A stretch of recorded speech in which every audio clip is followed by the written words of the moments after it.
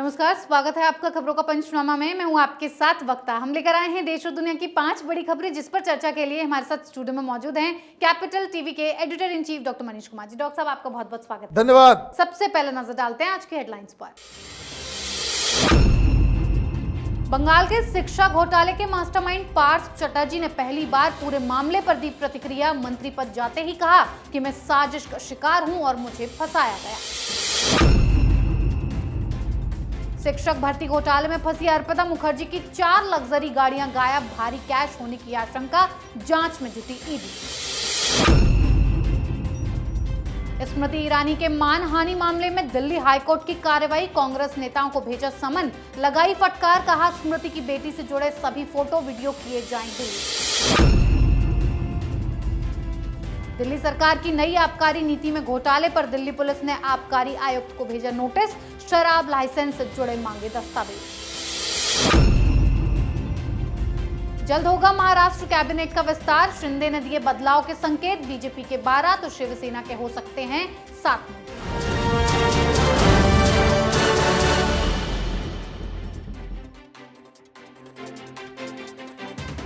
आज की सबसे पहली खबर की शुरुआत पार्थ चटर्जी के बयान से करते हैं। घोटाले में फंसे पार्थ चटर्जी अब तक चुप थे, लेकिन आज इस पूरे मामले पर पार्थ चटर्जी ने पहली बार अपना रिएक्शन दिया है। उनका कहना है कि मैं साजिश का शिकार हुआ हूं, मुझे इस मामले में फंसाया गया है। ममता बनर्जी ने भी पार्थ चटर्जी से कल मंत्री पद छीन लिया, जिसके बाद आज उनका ये बयान सामने आया। कुल मिलाकर मंत्री जी पर ईडी और ममता की गाज गिर गई है। डॉक्टर साहब, अगर मंत्री जी की माने तो कौन उन्हें फंसा रहा है? उनको ही बताना चाहिए कौन कर रहा है साजिश, और साजिश करने वालों को तो ये मालूम होगा कि आपके घर में पैसा है जी।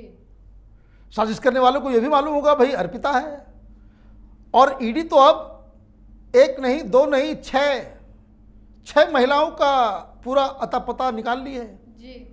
जिनके नाम आपने जमीन कर रखी है, फ्लैट कर रखे हैं, जिनके घर में पैसे, पता नहीं क्या क्या।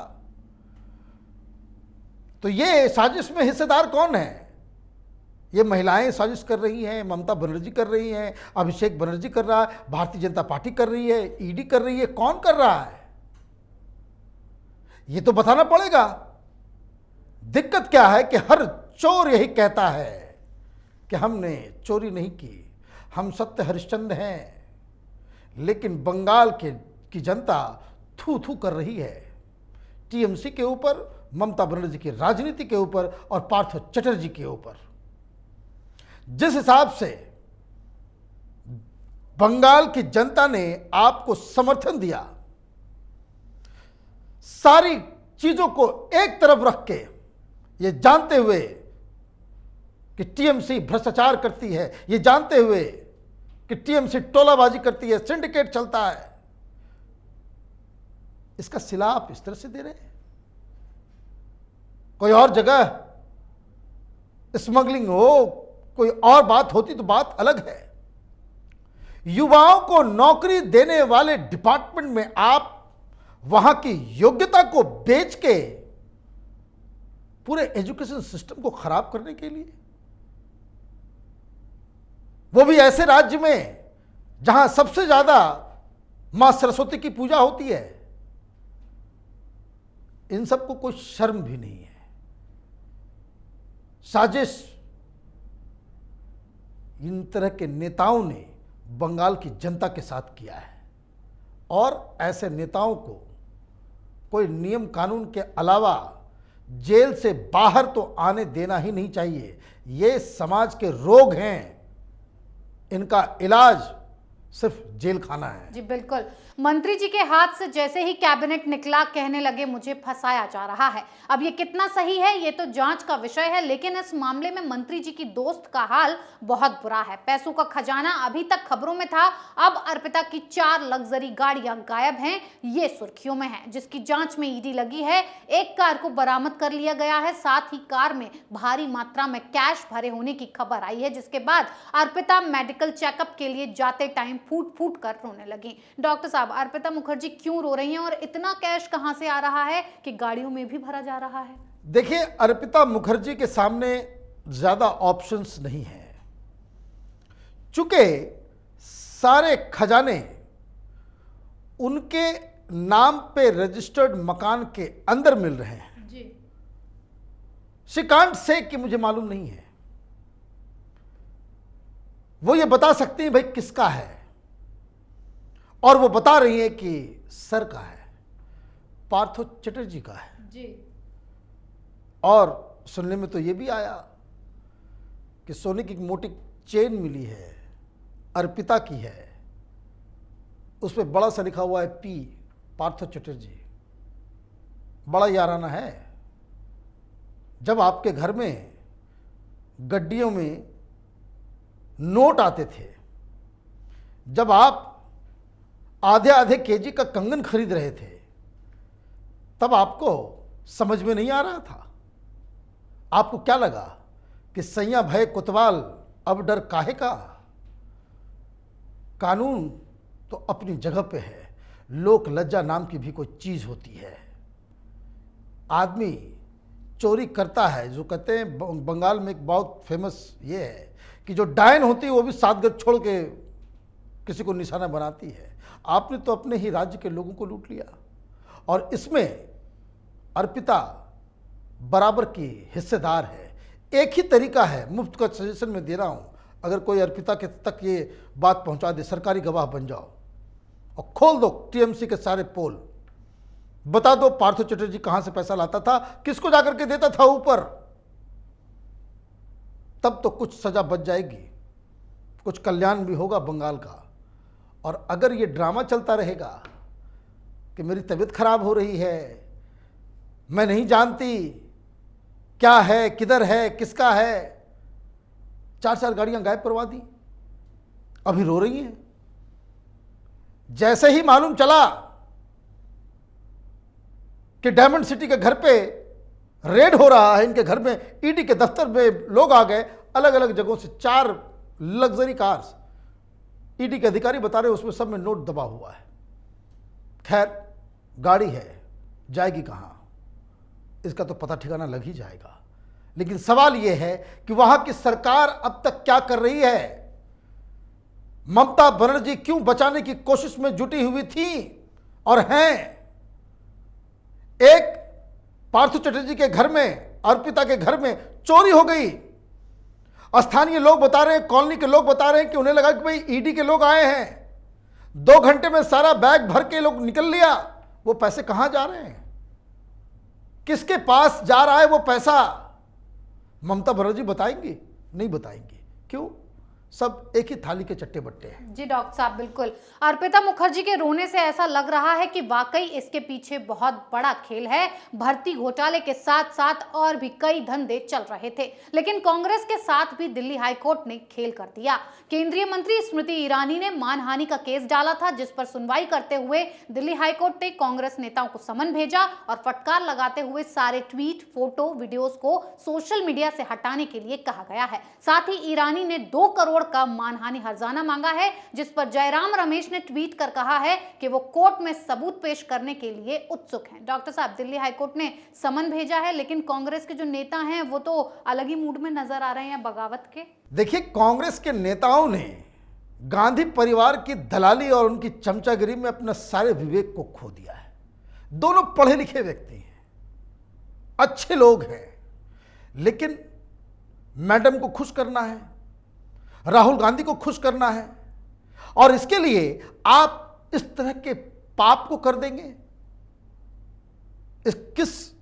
कब ऐसा हुआ है कि आप राजनीतिक प्रतिद्वंदी के बाल बच्चों के ऊपर राजनीति करें? प्रियंका वाड्रा के बेटे और बेटियों के ऊपर तो कोई कमेंट कहीं नहीं आता, तस्वीर भी नहीं आती। आपने शुरुआत की है तो कल से होने लगेगा, तो रोइएगा मत। और बाल बच्चों के ऊपर ही राजनीति शुरू हो जाए, कई सारे कांग्रेसी मुंह दिखाने लायक नहीं बचेंगे। ऐसे ऐसे सितारे हैं इनके बाल बच्चे। तो खैर, वो बात अलग। आपने गलत किया, अभी भी समय है, मान लीजिए, माफी मांग करके मामला को खत्म कीजिए। नहीं, सोनिया गांधी से लड़ना है, और स्मृति ईरानी है, वो तो फाइटर है।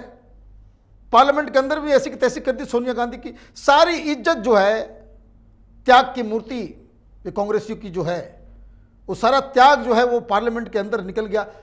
अब कोर्ट में जब मसला पहुंचा, कोर्ट में जो जज साहिबा थी उन्होंने साफ साफ क्या कहा है, वो ये कहा है कि जो प्राइमा फेसी जो कागजात हमारे सामने पेश किए गए हैं, साफ लग रहा है कि इसमें स्मृति ईरानी और स्मृति ईरानी की बेटी जो 18 साल की है उसको बदनाम करने की एक नापाक कोशिश की गई।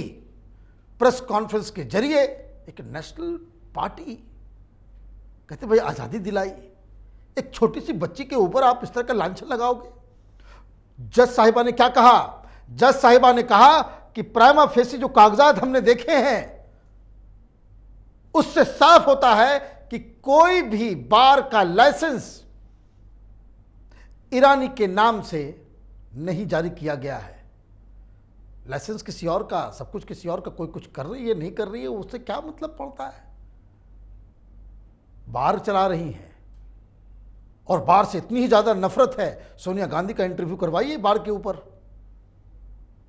अपने आप दूध का दूध पानी का पानी हो जाएगा। आपको इस बात की मिर्ची लगी हुई है तब से जब से स्मृति ईरानी ने राहुल गांधी को अमेठी में हरा दिया। गांधी परिवार के गढ़ में गांधी परिवार के युवराज को वहां से भगाने का ये जो काम किया है, कांग्रेसियों को अब तक ये हकीकत वो पच नहीं पा रहा। जी बिल्कुल, कांग्रेस पार्टी के नेताओं की अकड़ और रवैया ही पार्टी को डुबा रहा है। केजरीवाल सरकार की अकड़ भी दिल्ली का बेड़ा गर्क कर रही है। केजरीवाल सरकार की नई शराब नीति को लेकर कई सवाल उठ रहे हैं। सीबीआई जांच भी बैठ चुकी है और अब दिल्ली पुलिस ने दिल्ली एक्साइज विभाग को नोटिस जारी किया है और 2021-22 की एक्साइज को लेकर जानकारियां मांगी हैं। 12 जुलाई को पत्र लिखा था और 3 दिन में जवाब देना था, लेकिन अभी तक जवाब आया नहीं है। नई एक्साइज नीति के तहत शराब लाइसेंस देने संबंधित सभी दस्तावेज उपलब्ध करवाने को कहा गया है। डॉक्टर साहब, पहले सीबीआई जांच और अब आबकारी विभाग के अधिकारियों को नोटिस भेजा जा रहा है, चल क्या रहा है? देखिए, ये बहुत बड़ा एक रैकेट है। इसमें जो दिल्ली के लोग कह रहे हैं कि आम आदमी पार्टी को 1600 करोड़ रुपए इसमें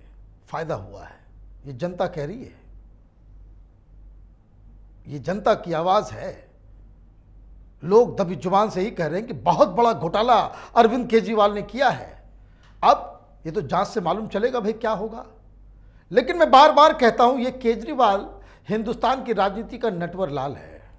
सिंगापुर नहीं जा पाए, मोदी सरकार हमें सिंगापुर नहीं भेजी, दिल्ली के मॉडल के बारे में पूरी दुनिया को बताना था, हकीकत उसके सामने आ गई। कितना झूठा व्यक्ति है ये।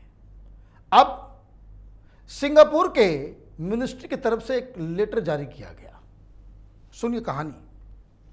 बताया गया कि 20 तारीख को 20 जुलाई को वहां से चिट्ठी आती है जी कि केजरीवाल साहब, आपने फॉर्मेलिटीज पूरी नहीं की है, इसलिए आपका इनविटेशन विड्रॉ किया जाता है। जी 20 जुलाई को क्या हुआ? जो इनविटेशन इनको भेजा गया था वो विड्रॉ हो गया क्योंकि आपने फॉर्मेलिटीज पूरी नहीं की। और उसके बाद जब इनको ये पत्र मिल जाता है 21 तारीख को, ये वही एप्लीकेशन लगाते हैं फॉरेन मिनिस्ट्री में। जी फॉरेन मिनिस्ट्री में वो लगाते हैं अर्जी कि हमें सिंगापुर जाना है, इनविटेशन कैंसिल हो गया। जी लेकिन 21 तारीख को ये विदेश मंत्रालय में कहते हैं कि हमें सिंगापुर जाने का, जबकि वो अच्छी तरीके से जानते हैं कि परमिशन नहीं दिया जाएगा। पहले भी बहुत सारे चीफ मिनिस्टर, भाई अभी रोम बुलाया गया था ममता बनर्जी को, रोम बुलाया गया था। वहाँ हेड ऑफ द स्टेट्स, माने वहाँ पे प्रधानमंत्री राष्ट्रपतियों का वो सम्मेलन था, वहाँ आपको बुलाया गया। आप कहा गया भाई कि आप नेशनल लेवल, आप चीफ मिनिस्टर, हम नहीं जा सकते जी। जो ये फैसले लिए जाते हैं उसका एक प्रोटोकॉल है। भाई कहीं राष्ट्रपतियों की मीटिंग हो रही है और केजरीवाल कहे कि हम भी जाएंगे उसमें, ये तो परमिशन नहीं दिया जाएगा ना। अब इसकी धूर्तता यह है कि 20 तारीख को कैंसिल होने वाला मेल आ गया और 21 तारीख को ये अप्लाई कर रहा है। ऑब्वियसली उसको मना कर दिया गया, इसने बवंडे चालू कर दिया। मीडिया वालों को इसने पैसे दे रखे हैं, वो डबली बजाना शुरू कर दिया। देखिए चलता रहता है। देश भर में 30 मुख्यमंत्री हैं, ये केजरीवाल कहीं भी जाकर के डबली बजाना शुरू करता है, लाइव चलने लगता है। क्यों? ये सब माल का खेल है, ये दिल्ली की जनता, पंजाब की जनता के पैसे का खेल है। तो मीडिया वाले ये सवाल नहीं उठाएंगे, मीडिया वाले ये सवाल नहीं उठाएंगे। और ये क्यों? क्योंकि आज मैंने देखा कि वो पलटी मारता हुआ नजर आया। आज पहली बार बोला कि भाई मैं सिंगापुर नहीं जा सका, हमें इसका कोई दुख नहीं है, मैं अगर गया होता तो दिल्ली और हिंदुस्तान का नाम रोशन करता, और इसके लिए मैं किसी को दोष नहीं दे रहा। मैंने सारी रामायण तुमने कह डाली जी। पहले पिछले 10 दिन 12 दिन से तुम यही काम ही कर रहे थे कि हमको जाने नहीं दिया जा रहा, मोदी सरकार बदले की कार्रवाई कर रही है, ये कर रही है, वो कर रही है। और जब अब तुम्हारी पोल पट्टी अब सामने आ रही है तो कह रहे हो भाई किसी को देना। ये धूर्त है। मैं बार बार कहता हूं, ये व्यक्ति हर 5 सेंटेंस में 3 सेंटेंस झूठ बोलता है। जी बिल्कुल।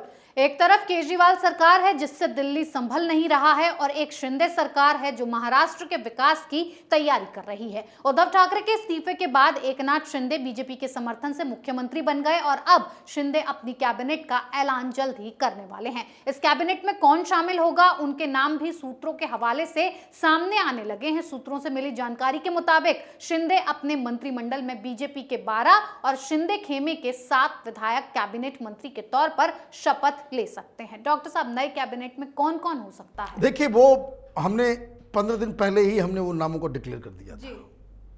दरअसल ये मसला, ये जो खबर जो आ रही है वो इसलिए आ रही है कि क्या ये जो घोषणा की जाएगी, जो शपथ होगा, वो सुप्रीम कोर्ट के फैसले के पहले होगा या बाद में होगा।